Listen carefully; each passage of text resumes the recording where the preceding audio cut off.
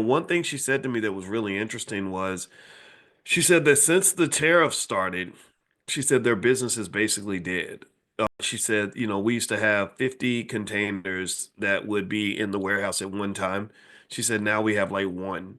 And that was really interesting and alarming information to me because you can't tell me I bet every nickel in my bank account that she's not the only one, that there's lots of people out there that are going through this.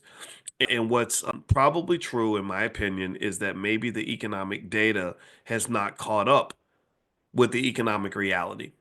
That we right now have a setup where the elites who look at data, GDP numbers, things like that, and tell you what the economy is doing, they're not actually in the economy. They're not actually out here searching for jobs. They're not actually out here running businesses. They do surveys. They'll survey CEOs and get their sentiment, like how much investing you're going to do. Then they'll survey consumers and they'll say, how confident do you feel? Do you feel like spending?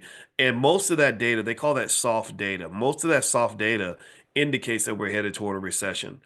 But I think that sort of that, hearing what my aunt said, and then also seeing some things I've seen in terms of how the docs have slowed down and stuff like that, that really tells me that there's kind of a recession. I believe that there's a silent recession that's working its way through the economy. And so again, I could be wrong, I could be off base, but I would encourage you to be very mindful, very careful as you invest, because what tends to happen a lot of times with the stock market is it's like something will happen. There'll be a catalyst. There'll be like one piece of information that is released and it freaks out the whole market, and then suddenly everything collapses, everything crashes. And so right now, while everything's really good, you may want to go ahead and store your nuts for the winter